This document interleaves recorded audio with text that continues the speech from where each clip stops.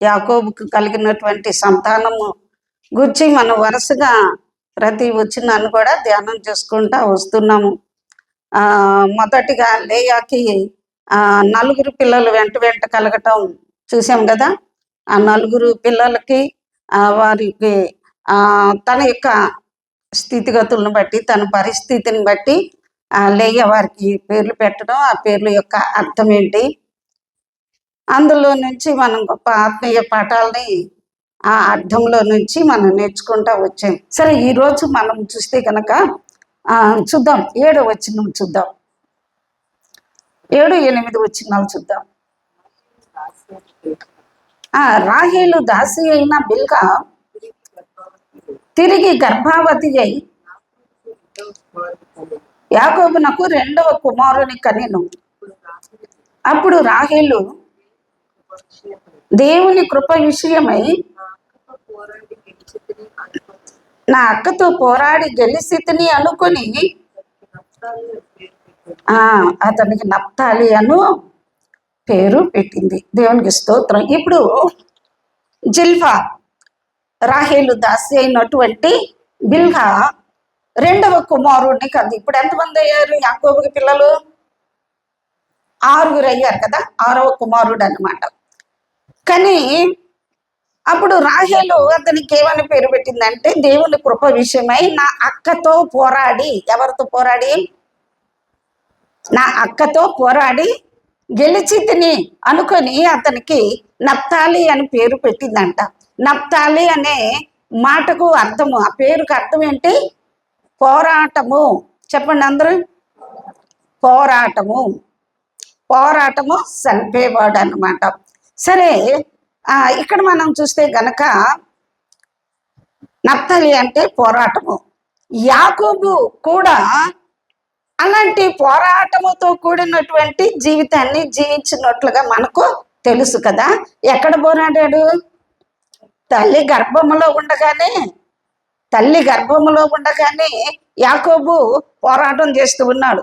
ఎందుకంటే మొదట వస్తున్నటువంటి బిడ్డ ఏశావుని ఏం చేస్తూ ఉన్నాడు? ఆ కడుపులోనే ఉండి, ఆ గర్భంలోనే ఉండి తన అన్న ఏశావు మడం పట్టుకొని వెనక్కి లాగుతూ ఉన్నాడు. ఎందుకు?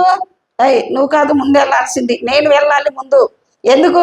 నేను పెద్దోడుగా పుట్టాలి, నేను జ్యేష్ఠుడిని అవ్వాలి అని చెప్పి ఆరాటం అన్నమాట. ఎక్కడ? గర్భంలో ఉన్నప్పుడే జ్యేష్ఠత్వం యొక్క హక్కు తెలిసిన వాడు యాకోబు. జ్యేష్ఠత్వం కొరకు ఆరాటపడినటువంటి వాడు, జ్యేష్ఠత్వాన్ని ఎంతో విలువగా చూసినటువంటి వాడు అనమాట యాకోబు. ఆ జ్యేష్ఠత్వం కొరకు ఏం చేశాడు? కడుపులో ఉండగానే అన్న మడం పట్టుకొని వెనక్కి లాగుతూ ఉన్నాడు. అయినప్పుడు ఎవరు వచ్చారు బయటికి? ఏసావే బయటకు వచ్చేసాడు. ఆ మడమ పట్టుకొని ఉండటం చూసి ఎన్ని వేళ ఛేదించుకొని బయటికి రావాలనుకున్నట్టు ఆ ముందు వచ్చినటువంటి బిడ్డకేమన్నా ఏసామని పెట్టి ఎర్రని వాడని చెప్పి, ఆ తర్వాత ఆ 2వ వాడికి ఏమన్నా ఆ యాకోబు అంటే ఏంటి అర్థం? మోసగాడు. సరే, ఆ తర్వాత ఆ కడుపులో సాధించలేని దాన్ని ఆ తర్వాత ఏసావు వేటకెళ్ళి ఆకలితోటి ఏమి దొరక్క, ఆ వేట ఏమి దొరక్క నిరాశతో ఆకలితో ఇంటికి వచ్చేసరికి యాకోబు ఏం చేస్తున్నాడు? మంచిగా చిక్కుడుకాయల కూరని వంటకం చేస్తూ ఉన్నాడు. అది చూసేసరికి ఆ ఏసావుకి నోరు ఊరిపోయింది. కాబట్టి వెళ్ళి తమ్ముడిని కొంత ఆహారం పెట్టమని చెప్పి అడిగాడు. తమ్ముడు, నాకు ఈరోజు ఏమి ఆట దొరకలేదురా, ఆ ఎర్రగా ఉన్నటువంటి ఆ చిక్కుడుకాయ కూరలో నుంచి కొంత నాకు ఆహారం పెట్టమని చెప్పి అడిగితే సరేలే అని చెప్పి నా అన్నయ్య కదని పెట్టేశాడా? పెట్లా. ఏమని అడుగుతున్నాడు? నీ జ్యేష్ఠత్వం కనుక నాకు ఇస్తే నేను ఇది నీకు ఇస్తా. సరే అంటే సరే కాదు, గిరే కాదు, ముందు నాకు మాట ఇవ్వమని చెప్పేసి అడుగుతూ ఉన్నాడు.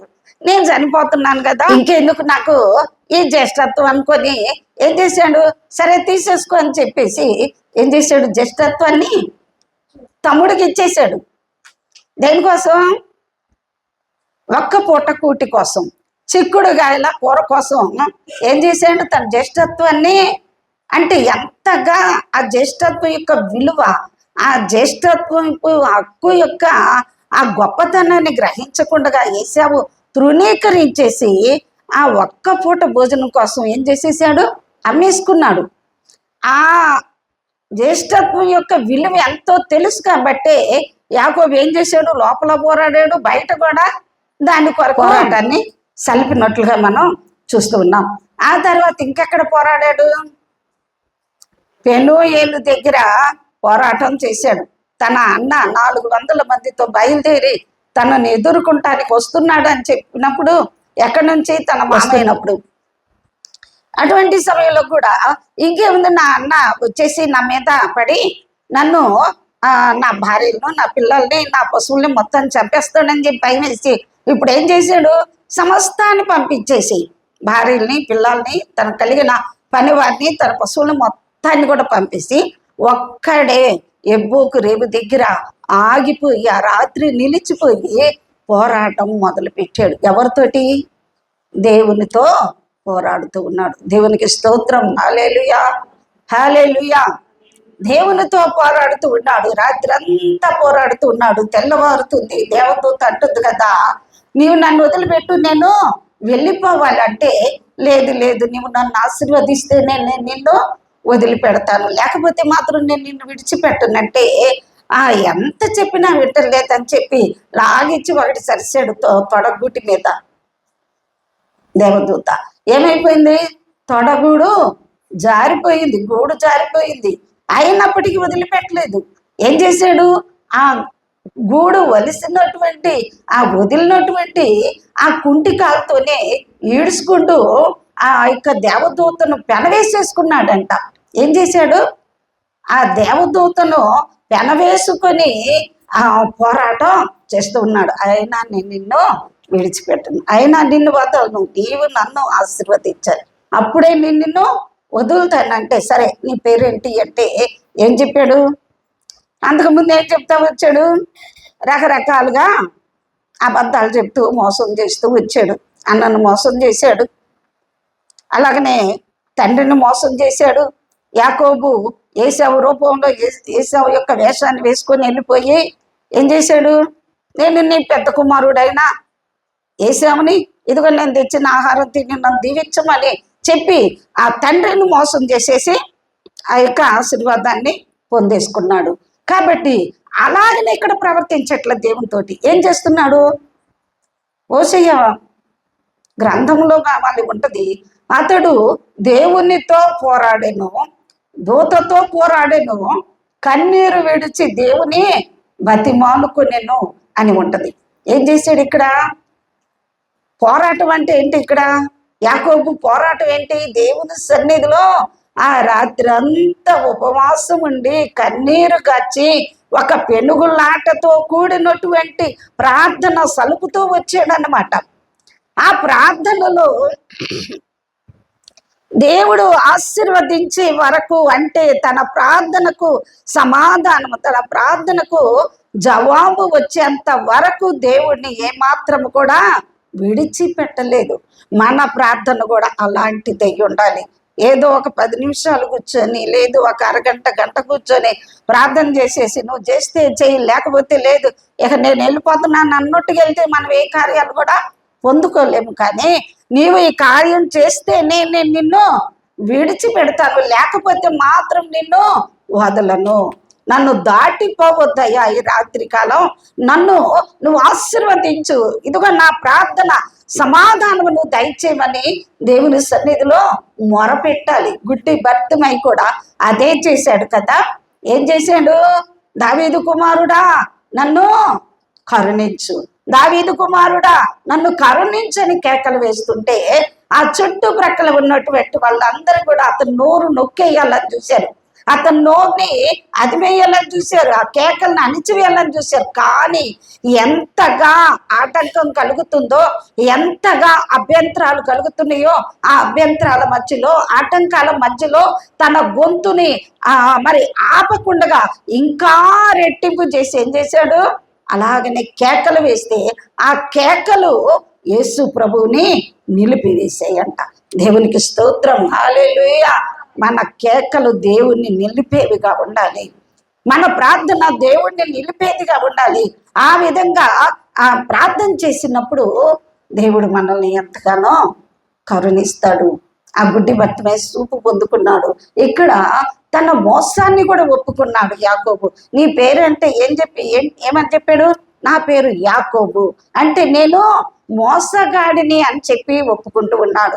అంతేకాదు, ఇంకా తన జీవితాన్ని ఎంతగా దేవుని సన్నిధిలో తన మోసాన్ని, తన యొక్క అతిక్రమాల్ని, తన పాపాన్ని మొత్తాన్ని కూడా దేవుని సన్నిధిలో కన్నీటి ప్రార్థన ద్వారా ఒప్పుకుంటూ వచ్చాడో దేవుని యొక్క అద్భుత కార్యాన్ని తన జీవితంలో చూడగలిగాడు. కాబట్టి అక్కడ దేవుడు అంటున్నాడు, నువ్వు దేవునితో మనుషులతో కూడా పోరాడి గెలిచేవు గనుక ఇక నీ పేరు యాకోబు అనబడదు కానీ ఇశ్రాయేలే. దేవుని ఆశీర్వాదాన్ని పొందుకున్నాడు యాకోబు. ఆ ఆశీర్వాదాన్ని, ఆ అద్భుతాన్ని మన కుటుంబంలో, మన జీవితంలో, మన ప్రార్థనలో మనం పొందుకోవాలంటే అటువంటి పట్టుదల, అటువంటి వెలుగులాటతో కూడినటువంటి ప్రార్థన జీవితాన్ని మనం కలిగి ఉండాలి. అటువంటి పోరాటాన్ని మనము చేయాలి. యాకోబు పోరాడేవాడు అని చూసాం కదా. నప్తాలి అంటే పోరాటం అనేటువంటి పేరు అర్థం చూస్తూ ఉన్నాము కదా. అయితే మన పోరాటం ఎవరితోటి? నా పోరాటాలు ఎవరితోటి? మనుషులతోనా? అంతకుముందు పోరాడింది కదా. ఎవరితో పోరాడింది? రాహేలు తన భర్త మీద పోరాడింది. నువ్వు పిల్లలకి ఇస్తావా లేదా? ఏం జరిగింది? భర్త కోపానికి గురయ్యింది, చివాట్లకు గురైంది. మనుషులతో కాదు మన పోరాటము. నా అక్కతో పోరాడి గెలిచాను అంటుంది. అక్కతో కాదు పోరాటం, భర్తతో కాదు పోరాటం, అత్తతో కాదు, మామతో కాదు, తోడుకోడళ్ళతో కాదు, ఇరుగోలతో కాదు, పొరుగులతో కాదు. మన పోరాటం ఏదన్నా సమస్య వస్తే ఎక్కడికి వెళ్ళాలి? తన అన్న 400 మందితో వస్తున్నాడని చెప్పి విన్న యాకోబు ఏం చేశాడు? దేవుడి సన్నిధికి వెళ్ళాడు. దేవుడి సన్నిధిలో కన్నీరు కచ్చాడు. తాను పరీక్షించుకుంటూ ఉన్నాడు. తన సమస్యలు, తన బలహీనతలన్నీ కూడా దేవుని సన్నిధిలో చెప్పుకొని తన మోసాన్ని, తన యొక్క మరి దేవునికి అయిష్టమైనటువంటి తన హృదయం అంతా కూడా దేవుని సన్నిధిలో కుమ్మరించుకొని ప్రార్థించాడు. కాబట్టి కార్యాన్ని పొందుకోగలిగాడు. కాబట్టి మన పోరాటం మనుషులతో కాదు. ఎఫెసీ పత్రిక 6వ అధ్యాయము 12వ వచనాన్ని చదువుకుందాం. ఎఫెసీ 6:12. మనము పోరాడున్నది శరీరాలతో కాదు కానీ ఎవరితో పోరాడుతున్నామంట? ప్రధానులతోనూ, అధికారులతోనూ, ప్రస్తుత అంధకార సంబంధులైన లోకనాథులతోనూ, ఆకాశ మండలములో ఉన్న దురాత్మల సమూహముతోనూ పోరాడుచున్నాం. ఎవరితో పోరాడుతున్నాం అంటండి? ఎవరితో పోరాడాలి? మన మనుషులతో కాదు మన పోరాటం. నీ కుటుంబంలో సమస్య వచ్చింది, నీ భర్తతో సమస్య వచ్చింది, నీ భార్యతో సమస్య వచ్చింది, లేదు నీ కుటుంబ సభ్యులతో సమస్య వచ్చింది, లేదు నీ యొక్క ఇరుగు పొరుగు వాళ్ళతో సమస్య వచ్చింది. ఆ సమస్యను పోలీస్ స్టేషన్కి తీసుకొని వెళ్ళటం కాదు, కేసులు పెట్టుకోవటం కాదు, లేదు ఒకళ్ళు జుట్లు పట్టుకొని పోట్లాడుకోవటం కాదు. ఎవరితోటి పోరాడాలి? మనం మనుషులతో కాదండి మనం పోరాటం చేసేది. ఎవరితో పోరాడాలి అంటే దేవుని సన్నిధికి వెళ్ళి దేవుని సన్నిధిలో ప్రార్థన పోరాటాన్ని మనము సల్పాలి. ఎందుకంటే వీటన్నిటికీ, ఈ సమస్యలకి, ఈ ప్రతికూల పరిస్థితులకు, ఈ యొక్క జగడాలకు, లేదు ఈ యొక్క గొడవలకు కారణం వల్ల ఎవరు? సాతానుడే. వాడే మనుషుల్ని ప్రేరేపించి ఆ విధంగా మనకు సమస్యలు తీసుకొచ్చి పెడతా ఉంటాడు, గొడవలు తీసుకొచ్చి పెడతా ఉంటాడు, కలహాలు తీసుకొచ్చి పెడతా ఉంటాడు. అలాంటి పరిస్థితులు మనం మనుషులతో కాదు, ఆ మనుషుల వెనక ఉండి వాళ్ళు నడిపిస్తున్నటువంటి ఈ అంధకార సంబంధులైన లోకనాథులతోటి, దురాత్మల సమూహముతోటి మనము పోరాడాలి. పోరాడాలంటే దేవుని సన్నిధిలో ప్రార్థించినప్పుడు దేవుడు మన పక్షంగా ఏం చేస్తాడు? జోక్యం చేసుకుంటాడు. దేవుడు మన పక్షంగా పోరాడుతాడు. దేవుడు మనకు విజయాన్ని కలుగ చేస్తాడు. యాకోబు పత్రిక 4వ అధ్యాయం 1వ వచనం చూద్దాం. యాకోబు పత్రిక 4వ అధ్యాయం 1వ వచనంలో, మీలో యుద్ధములను పోరాటములను దేని నుండి కలుగుతున్నవి? మీ అవయవములలో పోరాడు మీ భోగేచ్ఛల నుండియే కదా. దేని నుంచట? అసలు మీలో ఈ యుద్ధాలు, ఈ కలహాలు, విశ్వాస జీవితమే ఒక యుద్ధ రంగం. విశ్వాస జీవితమే ఒక యుద్ధ పోరాటం లాంటిది. మనం రక్షించబడిన దగ్గర నుంచి మనము చనిపోయేంత వరకు కూడా, అంటే ఈ శరీరములో మన ఆత్మ ఉన్నంత కాలము కూడా మనకు పోరాటము తప్పదు. దేంతో పోరాడాలి? మన శరీరములో మనతో పోరాడుతున్నటువంటి ఈ పాప సంబంధమైనటువంటి భోగేచ్ఛలతోనూ, ఈ అవయవాలలో కలుగుతున్నటువంటి పాప ఇచ్ఛలతో మనము పోరాడవలసినటువంటి వారమై ఉన్నాము. గలతీ పత్రిక 5వ అధ్యాయం 19, 20 వచనాలు చూస్తే అక్కడ కొన్ని శరీర కార్యాలు మనకు కనిపిస్తూ ఉంటాయి. శరీర కార్యములు స్పష్టమై ఉన్నవి. అవేవనగా ఏంటి అయ్యి? జారత్వము, అపవిత్రత, కాముకత్వము, విగ్రహారాధన, వ్యభిచారము, ద్వేషములు, కలహములు, మత్సరములు, క్రోధములు, కక్షలు, భేదములు, విమతములు, అసూయలు, మత్తతులు, అల్లరితో కూడిన ఆటపాటలు ఎన్నుండి చూడండి. ఇవన్నీ కూడా ఏంటి? మన ఆత్మీయ జీవితాన్ని దెబ్బతీయడానికి, మన ఆత్మీయ జీవితాన్ని పడగొట్టడానికి మనతో పోరాడేటువంటి శరీర స్వభావాలు, శరీర కార్యాలు ఇవి.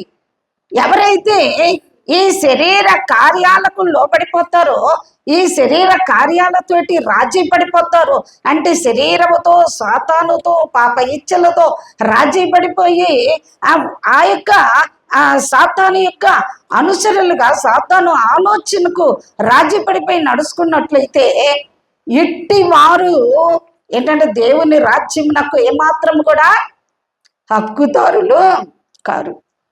దేవుని రాజ్యం ఏమాత్రం కూడా స్వతంత్రించుకున్న నేరరు. దేవుని రాజ్యంలో ప్రవేశించాలి. మన యొక్క ఆత్మీయ జీవితాన్ని విజయోత్సవంతో కడముట్టించాలి. పౌలు భక్తుడు అంటాడు కదా, నేను మంచి పోరాటము పోరాడి తిని. ఏం చేశాడంట పౌలు?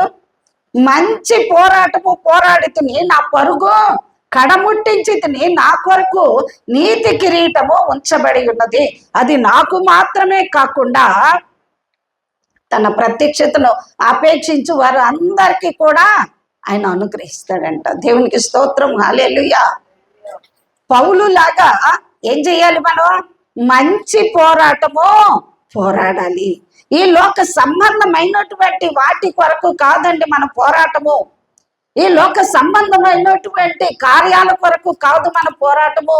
ఈ లోకంలో దేన్నో మనము సాధించుకోవాలి అనేటువంటి పోరాటం మన నోటితో కాదు పోరాటం, మన చేతులతో కాదు పోరాటం. పౌలు భక్తుడు ఏ విధంగా అయితే పోరాటం చేశాడో, మంచి పోరాటం పోరాడాడో, అటువంటి మంచి పోరాటాన్ని మనము కూడా పోరాడేటువంటి వారంగా మనం ఉండాలి. దేవునికి స్తోత్రం కలుగును గాక. 4వ వచనం, అదే యాకోబు పత్రిక 4వ అధ్యాయం 4వ వచనంలో ఉందో చూడండి. ఎవరి లోకంతో స్నేహం చేయని వాడు దేవునికి శత్రువునంట. లోకం అంటే ఏంటి? లోకములో ఉన్నదంతయు శరీరాశ, నేత్రాశ, జీవపు డంబము, ఇవి తండ్రి వలన పుట్టినవి కావు. ఇవన్నీ కూడా లోక సంబంధమైనవి. అంటే లోకముతో స్నేహము చేయటం అంటే, ఎవడి లోకంతో స్నేహం చేయనో వాడు దేవునికి శత్రువు అవుతాడంట. లోకంతో స్నేహం చేయటం అంటే లోకాశలను నెరవేర్చుకోవటం, శరీర ఆశలను నెరవేర్చుకోవటం, జీవపు డంబాన్ని కలిగి జీవించడం, అంటే వీటితో రాజీ పడిపోవటమే లోకంతో స్నేహం చేయటం అంటే. ఇవన్నీ కూడా జరిగిస్తే వాళ్ళు దేవునికి ఏమవుతారు? బిడ్డలు కారు, దేవుని బిడ్డలు కారు, దేవునికి ప్రియమైనటువంటి వారు కారు, కానీ దేవునికి శత్రువులు అయిపోతారంట. అంతేకాదు, మన శరీరమే మనకు శత్రువు, మన శరీరమే మనకి శత్రువు. శరీరం ఏం చేస్తూ ఉంటుంది? దాని ఆశలు నెరవేర్చుకోవాలనుకుంటూ ఉంటుంది. ఆత్మ ఏం చేస్తూ ఉంటుంది? దేవుని చిత్తానికి లోబడమంటూ ఉంటుంది, దేవుని వాక్యానికి లోబడమంటూ ఉంటుంది, దేవుని యొక్క ఆ వాక్యం ప్రకారంగా జీవించమని చెప్తూ ఉంటుంది. కానీ మనం ఆత్మను అణిచివేసి శరీర కార్యాలని మనం ఎక్కువగా ప్రాధాన్యత ఇస్తే గనక ఏమవుతుంది, మనం దేవునికి శత్రువులు అయిపోతాం అనమాట. కాబట్టి దేవుని యొక్క సన్నిధిలో మనము ఈ శరీరంతో పోరాటం సలిపే వారిలాగా ఉండాలి. ఆత్మ శరీరమునకును శరీరము ఆత్మకును ఒకదానికి ఒకటి విరోధముగా పోరాటం చేస్తూ ఉంటాయి అంట. ఏం చేస్తూ ఉంటాయి? ఆత్మ శరీరానికి శరీరం ఆత్మకు విరోధముగా పోరాటం చేస్తూ ఉంటాయి. రోమీయులకు రాసిన పత్రిక 8వ అధ్యాయంలో మనకు ఆ మాటలు కనిపిస్తూ ఉంటాయి. అయితే ఆత్మ చేత శరీర కార్యములను చంపిన ఎడల ఏం చేస్తావు? నువ్వు జీవిస్తావు. దేవునికి స్తోత్రం, హల్లెలూయా. ఆత్మ చేత, ఆత్మ శక్తి చేత, ప్రార్థనా శక్తి చేత, పరిశుద్ధాత్మ నింపుదల చేత, పరిశుద్ధాత్మ అభిషేకం చేత శరీరాన్ని లొంగ తీసుకొని శరీరాన్ని జయించి ఆత్మలో వర్ధిల్లే వారిలాగా ఉండాలి. పాట పాడారు కదా, వర్ధిల్లేదమో మన దేవుని మందిరం. వర్ధిల్లాలంటే ఏం చేయాలి? ప్రియుడా, నువ్వు ఆత్మలో వర్ధిల్లుచున్న ప్రకారము నువ్వు అన్ని విషయములలో వర్ధిల్లుతూ సుఖముగా సౌఖ్యంగా ఉండాలని కోరుకుంటూ ఉన్నాడు కాయను యోహాను కదా. కాబట్టి దేవుని యొక్క సన్నిధానంలో మనము దేవుని యొక్క ఆశీర్వాదాన్ని పొందుకోవాలంటే, వర్ధిల్లాలంటే ఆత్మానుసారంగా నడుచుకోవాలి. నేను చెప్పినదేమనగా మీరు ఆత్మానుసారంగా నడుచుకున్నది, అప్పుడు మీరు శరీరేచ్ఛలను నెరవేర్చరు. శరీరేచ్ఛలను నెరవేర్చకుండా వాటిని చంపివేయాలంటే, శరీర కార్యాలను చంపివేయాలంటే ఆత్మానుసారంగా నడుచుకోవాలి. ఆత్మానుసారంగా నడుచుకోవాలంటే ఏం చేయాలి? ప్రార్థనలో పోరాటం చేయాలి. ప్రార్థనలో ఎదిగే వారిలాగా ఉండాలి. వాక్య ధ్యానంలో ఎదిగే వారిలాగా ఉండాలి. పరిశుద్ధ ఆత్మ సహాయాన్ని మనము కోరుకోవాలి. ఏది ఉన్నా ఏది లేకపోయినా సంతుష్టి సహితమైన దైవ భక్తి మనం కలిగి ఉండాలి. ఎవరైనా ఒక మంచి మోడల్ చెవులు పెట్టేసుకున్నారనుకోండి, వెంటనే దాని మీద కన్ను పడిపోయింది. ఏం చేస్తూ ఉంటాం? అదే మోడల్ని నీకు 1, 2 ఆల్రెడీ ఉన్నా, మళ్ళీ 3వది తప్పనిసరిగా కావాలి. కుటుంబ పరిస్థితి ఎట్టున్నా, కుటుంబ ఆదాయం ఎంతైనా సరే ఏం చేయాలి? మన కోరికల్ని తీర్చుకోవాలి, మన ఇష్టాన్ని నెరవేర్చుకోవాలి. అందుకు అప్పైనా సొప్పైనా ఏదైనా గొడవైనా పోట్లాటైనా అది ఇస్తావా లేదా, తెస్తావా లేదా, లేకపోతే వెళ్ళిపోతా. ఎక్కడికి వెళ్తాం? పుట్టింటికి వెళ్ళిపోద్దాం. దేనికోసం? వద్దు, మనకి పోరాటాలు వద్దు, ఇలాంటి పోరాటాలు అవసరం లేదు. వాటినే జయించాలని చెప్పి ఇక్కడ దేవుని వాక్యం సెలవిస్తుంది. సంతుష్టి సహితమైన దైవ భక్తి గొప్ప లాభ సాధనం అంట. సంతృప్తికి మించిన, తృప్తికి మించిన ఆస్తి మరొకటి లేదంట. మోజేసయ్య గారు చెప్తూ ఉంటారు, తృప్తికి మించిన ఆస్తి మరొకటి లేదు. నీకు ఉన్న దానిలోనే నువ్వు సంతోషంగా సంతృప్తి కలిగి ఉంటే నీకంటే ఆస్తిమంతులు, నీకంటే గొప్ప వాళ్ళు మరెవరు కూడా ఉండరు. దేవునికి మహిమ కలుగును గాక. అదే గొప్ప సంతోషం, అదే గొప్ప ఆనందం. నెమ్మది లేకుండా విస్తారమైన ధనముండుట కంటే యెహోవా యందు భయభక్తులతో కూడా కొంచెము కలిగి ఉండుట అది ఎంతో శ్రేష్టమంట కదండి. నెమ్మది లేకుండా ఎంత ఉంటే మాత్రం ఏంటి? ఎన్ని మేడమిత్తులు ఉంటే ఏంటి, ఎన్ని కేజీలు బంగారం ఉంటే ఏంటి, ఎన్ని లక్షల సంపాదన ఆదాయం ఉంటే ఏంటి, ఎన్ని ఎకరాల పొలం ఉంటే ఏంటి, ఎన్ని మేడమిత్తులు ఉంటే ఏంటి? అది మనకి తృప్తిని ఇస్తాయా? అది మనకి సంతోషాన్ని ఇస్తాయా?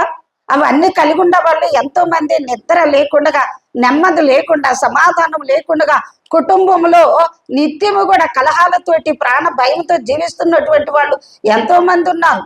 లేరంటారా?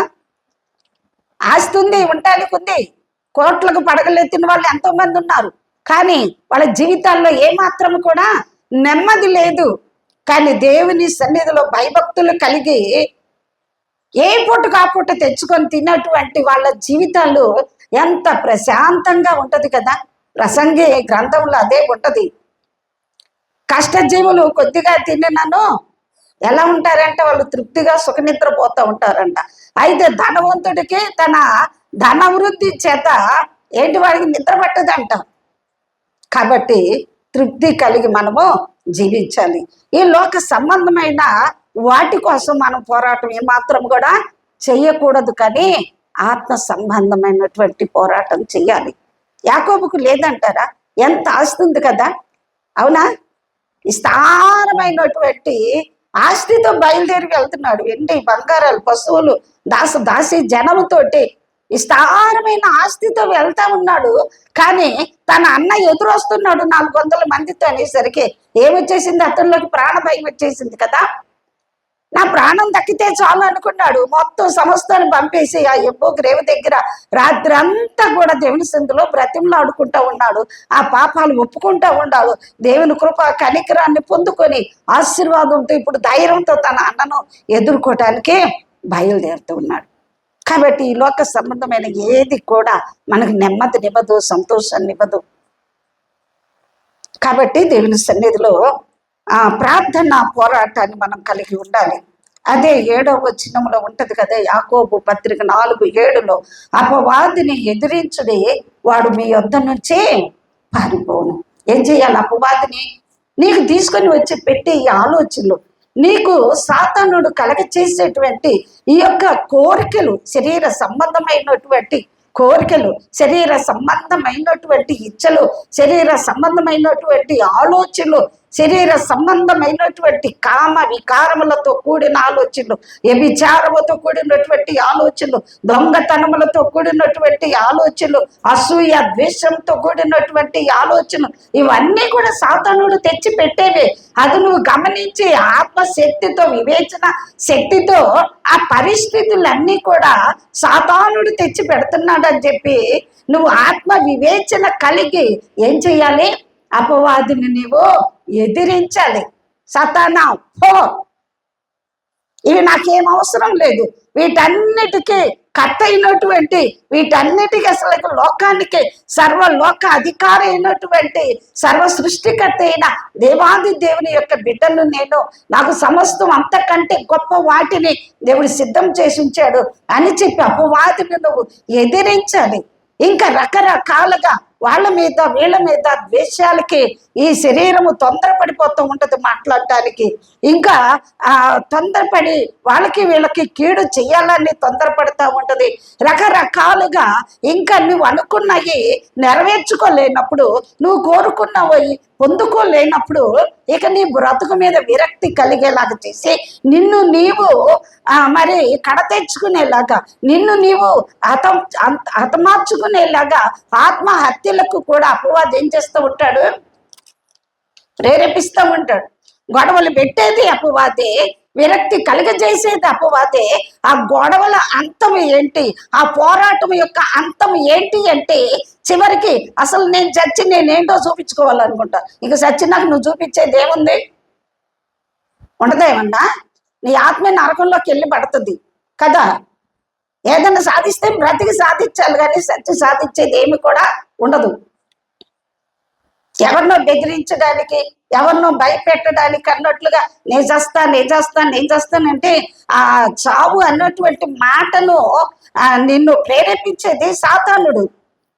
దేవుని వాక్యం సెలవిస్తుంది కదా, అపవాదిని ఎదిరించండి, వాడు ఏం చేస్తాడంట? మీ వద్ద నుంచి పారిపోతాడు. హల్లెలూయా, హల్లెలూయా. దేవుని యొద్దకు రండి, అప్పుడు ఆయన మీ యొద్దకు వస్తాడు. ఎక్కడికి రావాలి? దేవుని సన్నిధికి రావాలి, దేవుని మందిరానికి రావాలి. లేదు నీకు ఏదైనా శాంతి, అసమాధానం, కుటుంబంలో నెమ్మది లేని పరిస్థితి ఏర్పడితే వెంటనే వెళ్ళిపో, తలుపేసేసుకో, దేవుని సన్నిధిలో కూర్చో, నీ పరిస్థితి అంతా దేవునితో చెప్పు, అక్కడ ఏడువు. దేవుడు అద్భుతంగా నీకు ఆ ఆలోచనలన్నీ తీసేసి నీకు గొప్ప ప్రశాంతతని ఇస్తాడు, నెమ్మదిని ఇస్తాడు, సమాధానం ఇస్తాడు, జయ జీవితాన్ని ఇస్తాడు. దేవునికి మహిమ కలుగును గాక. హల్లెలూయా. అపవాదిని ఎదిరించండి, వాడు మీ యొద్ద నుంచి పారిపోతాడు. ఎదిరించడం అంటే పోరాడటం. అపవాదితోటి మనము పోరాడాలి, జయించాలి. ఇంకా చూస్తే కనుక ఇంకా మనం ప్రార్థనలో ఎలా పోరాడాలి అంటే కొలసీ పత్రిక 4వ అధ్యాయం 12వ వచనంలో పౌలు భక్తుడు ఎపఫ్రాను గురించి ఒక మంచి సాక్ష్యాన్ని ఇస్తూ ఉంటాడు. అక్కడ చదవండి.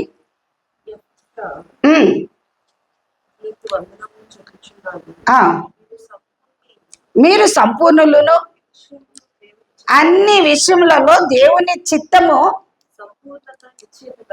సంపూర్ణత నిశ్చయిత గలవారై నిలకడగా ఉండవలనని అతడు ఎల్లప్పుడూ మీ కొరకు తన ప్రార్థనలో పోరాడుతున్నాడు. దేవునికి స్తోత్రం. హల్లెలూయా, హల్లెలూయా.